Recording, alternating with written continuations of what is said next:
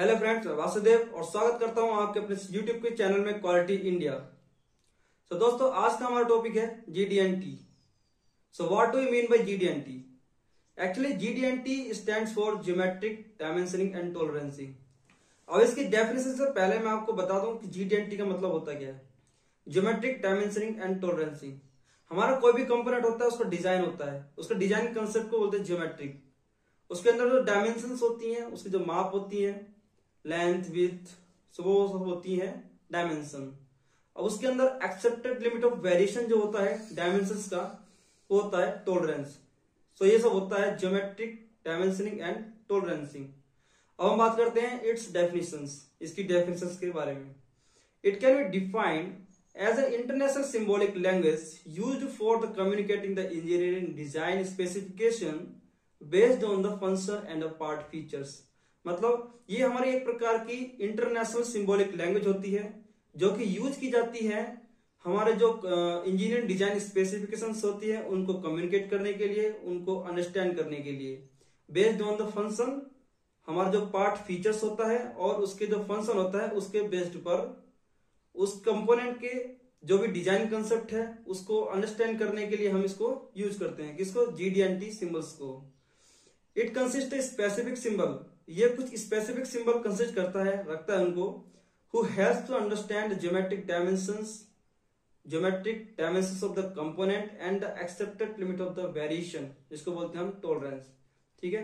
ये कुछ स्पेशल प्रकार के कुछ सिंबल्स होते हैं जिसके थ्रू हम अपने कंपोनेंट के ज्योमेट्रिक, उसके अंदर जो डायमेंशंस हैं उनको, और टॉलरेंस मतलब जो मैं जैसे कि मैंने अभी बताया था एक्सेप्टेड लिमिट ऑफ वेरिएशन को अंडरस्टैंड करने के लिए यूज करते हैं और वो हेल्प करती है। GD&T is modified by the ASME। जो GD&T सिंबल्स होते हैं, जो GD&T टूल्स हैं, वो हमारा ASME के थ्रू मॉडिफाई किया जाता है, डेवलप किया जाता है। ठीक है। ASME क्या है? ASME stands for American society for mechanical engineers. ठीक है। ASME American society for mechanical engineers. अभी जो ASME होती है, ASME Y14.5, ASME Y14.5 क्या होता है? स्टैंडर्ड होता है। ठीक है। Standard provide the guidelines for the design language of the geometric dimensioning and the tolerancing. मतलब जो GD&T हमारे सिंबल्स हैं उनके डिजाइन लैंग्वेज के लिए ये गाइडलाइंस प्रोवाइड करता है। कौन? ASME Y14.5 standard. ये स्टैंडर्ड है जो कि हमारे GD&T के लिए गाइडलाइंस प्रोवाइड करता है। ठीक है। GD&T symbols are classified in the 5 category.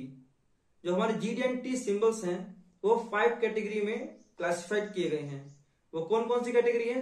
Based on form, based on profile, based on orientation, based on location and based on runout. Totally हमारे जो स्पेशल GD&T सिंबल्स हैं वो 14 हैं, जो कि इन 5 सब कैटेगरी में कैटेगराइज किए गए हैं। Based on form, based on profile, based on orientation and based on location and based on runout. अब हम बात करते हैं based on form. Based on form में हमारे आते हैं GD&T symbols straightness, flatness and circularity. ये होते हैं हमारे based on form GD&T symbols, जो कि हमारे कंपोनेंट की फॉर्म को डिफाइन करते हैं और उनको बताते हैं कि इनकी फॉर्म कैसी है। ठीक है। अब ये जो हमारे based on form GD&T symbols होते हैं, इनके लिए हमें किसी भी प्रकार की रेफरेंस पॉइंट की या डेटा पॉइंट की आवश्यकता नहीं होती है। ठीक है। ठीक है, ध्यान देना इस पॉइंट पे। सेकेंड है हमारा based on profile. Based on profile में आते हैं profile of A line, profile of a surface, यानी कि line profile and surface profile. ये हमारे जो होते हैं इंडिविजुअली हम इसमें डेटा पॉइंट्स या रेफरेंस पॉइंट हम यूज कर सकते हैं। मतलब जरूरी नहीं होता, समटाइम्स जरूरी होता है। ठीक है। And third one is based on orientation.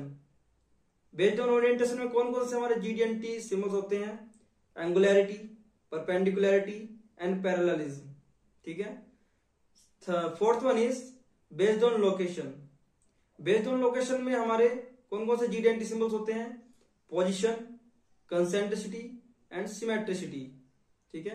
And fifth one is based on runout. Based on runout में हमारे 2 GD&T सिंबल्स होते हैं, circular runout and total runout.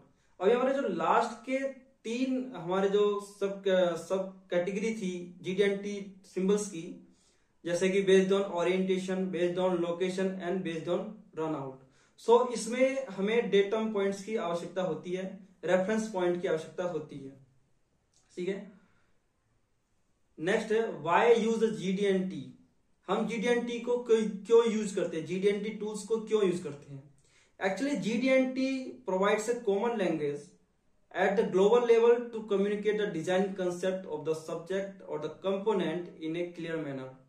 मतलब क्या होता है, हमारा जो GD&T सिंबल्स होते हैं या GD&T जो लैंग्वेज है, ये हमारी क्या करती है, एक कॉमन लैंग्वेज होती है जो कि एक ग्लोबल लेवल पे हम अपने कंपोनेंट के डिजाइन कंसेप्ट को इजीली अंडरस्टैंड कर सकते हैं और एक्सप्लेन कर सकते हैं इन ए क्लियर मैनर, एक अच्छे तरीके से, ठीक है। इसीलिए हमारा GD&T सिंबल्स, GD&T लैंग्वेज बहुत ज्यादा इंपॉर्टेंट है फॉर डिजाइन कंसेप्ट, ठीक है। सो ये था हमारा the why use of GD&T। Next है advantages of the GD&T। Advantages क्या क्या है, easy to understand the design concept. हम GD&T टूल्स के अकॉर्डिंग, हम as per the GD&T tools, with the help of GD&T tools हम easily अपने design concept को, अपने कंपोनेंट के डिजाइन को इजीली अंडरस्टैंड कर सकते हैं। Second one is improve the quality. Quality कैसे इंप्रूव होगी, क्योंकि हमें जब टॉलरेंस मालूम होगा अपने डायमेंशंस के, तो हम उसको उसकी as per the specification and as per the tolerance हम कंट्रोल करेंगे अपने प्रोडक्ट की डायमेंशंस की क्वालिटी को, ठीक है। तो इससे क्या होगा, हमारे जो कंपोनेंट है उसकी क्वालिटी भी इंप्रूव होगी। Reduce the manufacturing cost. Manufacturing cost कैसे रिड्यूस होगी, जब हमें टॉलरेंस मालूम होगा तो हमारा बेटर कंट्रोल होगा, उससे NC होने के कम चांसेस होंगे, पार्ट रिजेक्ट होने के कम चांसेस होंगे, तो उससे क्या होगा, हमें रिप्रोड्यूस नहीं करना होगा, उसी से हमारा मैन्युफैक्चरिंग कॉस्ट भी रिड्यूस होगा। Then fourth point is enhance the control on the dimension variation. मतलब जब हम उन पे स्टैटिस्टिकल स्टडीज कर रहे हैं, ठीक है, चेक कर रहे हैं हमारे जो क्रिटिकल डायमेंशन है या फिर नॉन क्रिटिकल डायमेंशन है, उन पे कंट्रोल कर रहे हैं, फोकस कर रहे हैं, तो उससे क्या होगा, हमारे जो डायमेंशन वेरिएशन है उस पर हमारा कंट्रोल एनहेंस होगा। And fifth point is increase the focus on the critical dimensions. मतलब क्या है, जब हमें टॉलरेंस का मालूम होगा तो टॉलरेंस डिफाइन करता है कि हमारा जो डायमेंशन है वो कितनी क्रिटिकल है और कितनी नॉन क्रिटिकल है। क्योंकि उसमें जब टॉलरेंस ज्यादा होगा, टॉलरेंस मतलब एक्सेप्टेड लिमिट ऑफ वेरिएशन, यानी कि अगर एक्सेप्टेड लिमिट ऑफ वेरिएशन ज्यादा है दैट्स मीन हमारी जो डायमेंशन है वो नॉन क्रिटिकल है। लेकिन अगर उसमें वेरिएशन एक्सेप्टेड नहीं है, हमारा जो टॉलरेंस है, टॉलरेंस बहुत लेस है, then accepted limit of variation बहुत ही लेस है। अगर उससे ज्यादा वेरिएशन हुआ देन वो एक्सेप्टेड नहीं होगा, तो वो क्या हो जाता है, वो क्रिटिकल डायमेंशन में आती है। सो हमारा इसी प्रकार क्या होता है, हमारा जो क्रिटिकल डायमेंशन होती हैं उन पर फोकस बढ़ता है, इंक्रीज होता है। अब हम बात करते हैं जो हमारे 14 GD&T सिंबल्स होते हैं, उससे अलग भी हमारे कुछ सिंबल्स होते हैं, जैसे कि कुछ मॉडिफाइंग सिंबल्स होते हैं और कुछ एडिशनल सिंबल्स होते हैं। अब जो मॉडिफायर सिंबल्स होते हैं उसमें कौन कौन से आते हैं, ये मैं आपको ओवरव्यू बता देता हूं। जैसे कि हमारा maximum material condition, least material condition and projected tolerance zone, free state, tangent plane, diameter, ये होते हैं हमारे टेंजेंट प्लेन तक होते हैं हमारे मॉडिफाइंग सिंबल्स। अब हम बात करते हैं एडिशनल सिंबल्स की। एडिशनल कौन कौन से होते हैं, diameter, spherical diameter, radius, spherical radius and controlled radius and reference, arc length, statistical tolerance and between. अभी यहाँ पे आप देख सकते हो स्टैटिस्टिकल टॉलरेंस, इसका सिंबल जहां जिस डायमेंशन के साथ में होता है वो हमारे क्रिटिकल डायमेंशंस में आती हैं, उसके लिए हमें स्टैटिस्टिकल स्टडीज करनी रिक्वायर्ड होती है। सो इसीलिए हम इस सिंबल्स को यूज करते हैं। सो अलग अलग सिंबल्स के अलग अलग मीन होते हैं, उनकी इट्स डेफिनेशंस होती हैं और उनके यूज होते हैं। तो ये थे हमारे modifying symbols and additional symbols. So दोस्तों ये था overview for all the GD&T tools, all the GD&T symbols. So आपको वीडियो कैसी लगी आप फीडबैक में जरूर दें कमेंट बॉक्स में लिखकर। सो दोस्तों thanks for watching this video.